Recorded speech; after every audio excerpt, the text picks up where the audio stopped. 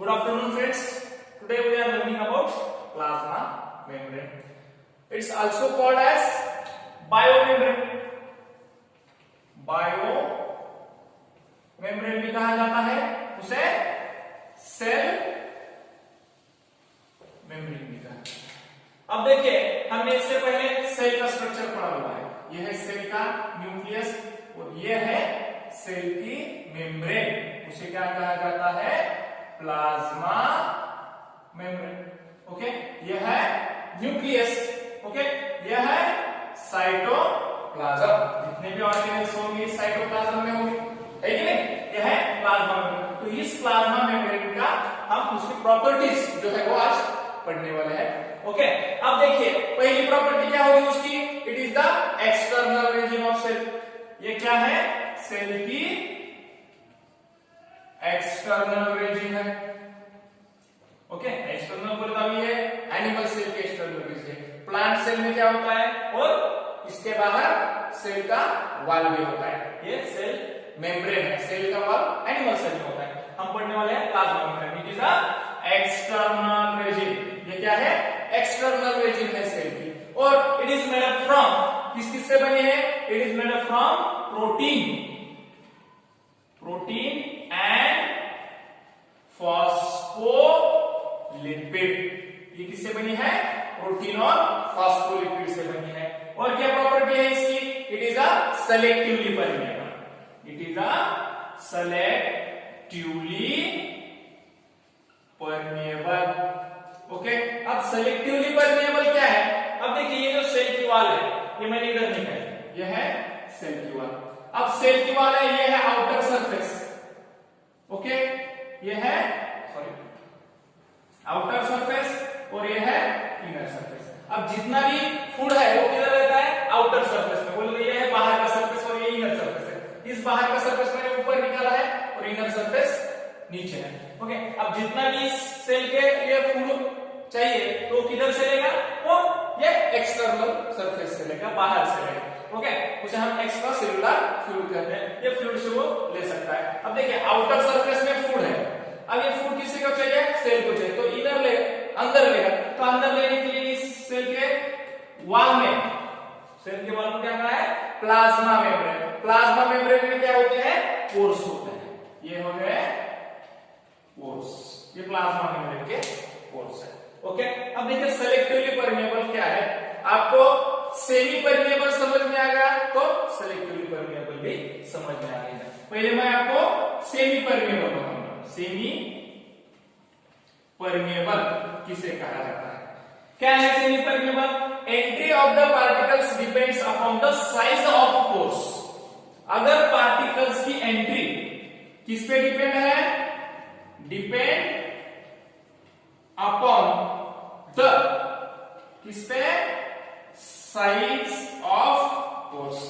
Pores के size. अब देखिए, मैंने इधर अलग अलग पार्टिकल के शेप निकाले हुए हैं। ओके, ये है पार्टिकल के अलग अलग शेप। अब देखिए, ये पोर्स है। अगर ये पोर्स की साइज छोटी है तो जो स्मॉल पार्टिकल्स है वो स्मॉल पार्टिकल ही अंदर एंटर कर सकते हैं। ये लार्ज पार्टिकल अंदर एंटर नहीं कर सकते, क्योंकि हमने सेमी परमेबल को क्या कहा है? साइज ऑफ पोर्स पे डिपेंड है। अगर ये पोर्स की साइज बड़ी होगी तो बड़े पार्टिकल्स भी अंदर आ सकते हैं, परंतु मैंने क्या कहा? ये स्मॉल पोर्स है, तो स्मॉल पोर्स क्या करेगा? तो स्मॉल पार्टिकल ही अंदर लेगा। ये हो गया सेमी परमेबल। और सेमी परमेबल में क्या हो सकता है?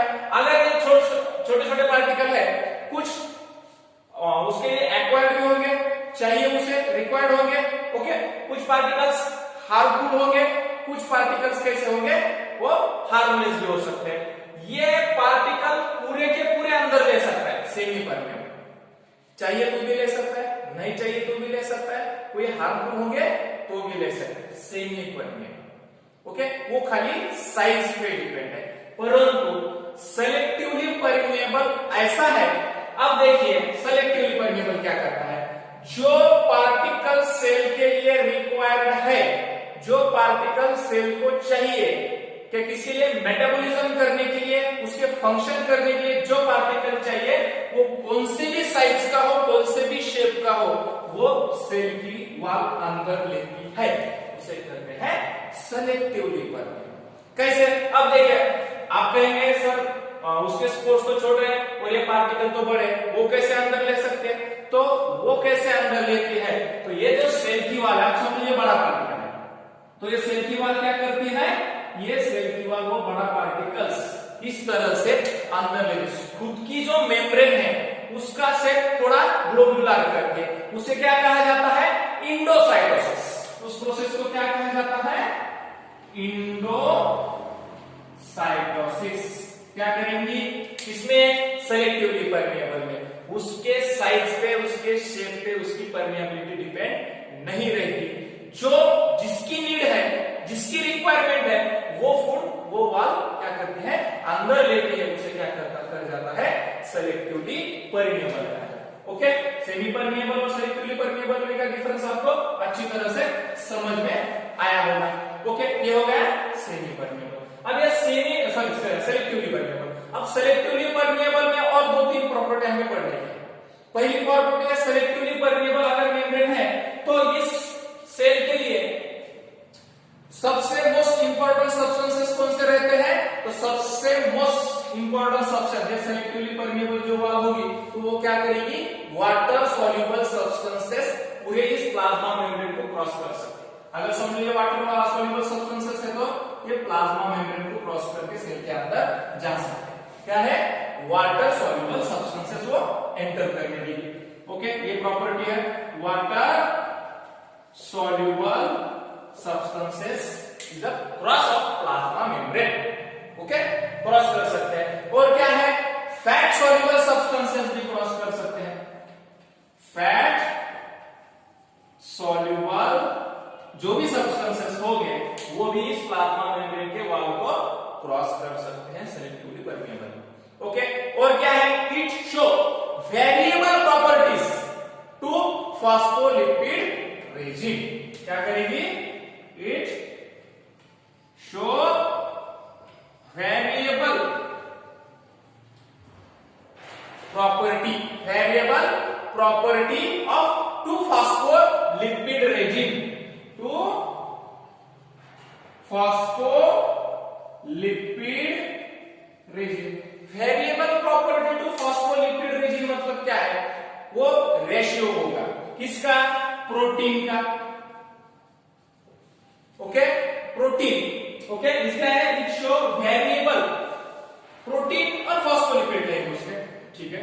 प्रोटीन और फॉस्फोलिपिड की रेशियो। ओके, जो भी होगी क्यों? फॉस्फोलिपिड का रेशियो होगा। फॉस्फोलिपिड का रेशियो कैसा रहेगा? वेरिएबल होना चाहिए। अगर फॉस्फोलिपिड ये हो गया प्रोटीन और प्रोटीन एज फॉस्फो पीएल हम शॉर्ट फॉर्म में लेंगे उसका वेरिएबल क्या होना चाहिए? रेशियो होना चाहिए। ओके, ये दूसरी प्रॉपर्टी है। तीसरी प्रॉपर्टी क्या होगी? वो जो सेल की मेम्ब्रेन है, सेल की मेम्ब्रेन वो डायनामिक इन नेचर में चाहिए। कैसी चाहिए? Dynamic in nature. उसका नेचर कैसा होना चाहिए? Dynamic, not static. डायनामिक और स्टैटिक में क्या डिफरेंस है? स्टैटिक जो होती है वो वॉल रिजिड होती है। ओके, स्टैटिक वॉल कैसे? रिजिड होती है, हार्ड होती है। और डायनामिक बोले तो कैसी? उसमें वेरिएशन आ जाता है। उसमें वेरिएशन आने के बाद क्या होगा? एक फ्लूइड लाइक जो क्या स्ट्रक्चर है वो फ्लूइड लाइक होना चाहिए, ऐसा स्टैटिक नहीं होना चाहिए। ओके, वो एक प्रॉपर्टी हम उसके ले सकते हैं। ऐसे वेरियस प्रॉपर्टी अगर किसी सेल वॉल में है तो वो परफेक्ट सेल वॉल है, ऐसे हम उसका मॉडल है, वैसे हम कर सकते हैं। इस तरह से हमने पूरी तरह से यहाँ प्लाज्मा मेम्ब्रेन के जो भी प्रॉपर्टीज है वो अच्छी तरह से पढ़ लिए हैं। अब हम क्या पढ़ने वाले हैं? इसके आगे जो अलग अलग मॉडल डिस्क्राइब हुए हैं प्लाज्मा मेम्ब्रेन के, उसके बारे में हम पढ़ने वाले हैं। More than 50 variable, more than 50 models are proposed. ठीक है, 50 से भी ज्यादा मॉडल्स प्रपोज हुए, हम उतने तो नहीं पढ़ सकते। उसमें के इंपॉर्टेंट जो 3-4 मॉडल है वो हम यहाँ कल के लेक्चर में पढ़ने वाले हैं। ओके, अब ये अच्छी तरह से आपको प्लाज्मा मेम्ब्रेन के प्रॉपर्टीज, ये प्रॉपर्टीज अगर आपको समझ में आए तो ही आपको आगे के जो मॉडल्स हम पढ़ने वाले हैं वो समझ में आ सकते हैं। पूरी तरह से ध्यान में रखिए, ये तो एक्सटर्नल रेजिन क्या है, किससे बने हुए हैं, प्रोटीन और फॉस्फोलिपिड से। ये फॉस्फोलिपिड क्या है, डाइग्लिसराइड फैट है। ओके, प्रोटीन और फॉस्फोलिपिड से बनी हुई है और it is a selectively permeable. Selectively permeable मैंने आपको बताया, जो फूड नीड है, जिसकी रिक्वायरमेंट है, वो फूड इस मेम्ब्रेन को पार कर सकता है। उसकी साइज कैसी हो, उसका शेप कैसे हो, उसका कुछ लेना देना नहीं है। ओके, सेलेक्टिवली परमेबल में मोस्ट इंपोर्टेंट वाटर सोल्यूबल होना चाहिए वो सेल वॉल। ओके, और फैट सोल्यूबल भी रहती है। It show variable protein to phospholipid resin. ये क्या दिखाएंगी, ये वेरिएबल दिखाएंगे, प्रोटीन और फॉस्फोलिपिड रेजिन वेरिएबल दिखा सकते हैं। और उसका नेचर कैसा होना चाहिए, डायनामिक नेचर होना चाहिए, उसमें वेरिएशन आना चाहिए। ऐसे करके हमने पूरे प्लाज्मा मेम्ब्रेन के जो प्रॉपर्टीज है वो प्रॉपर्टीज हमने पढ़े हैं और अगले लेक्चर में हम उसके मॉडल पढ़ने वाले हैं 3-4। Okay, thank you.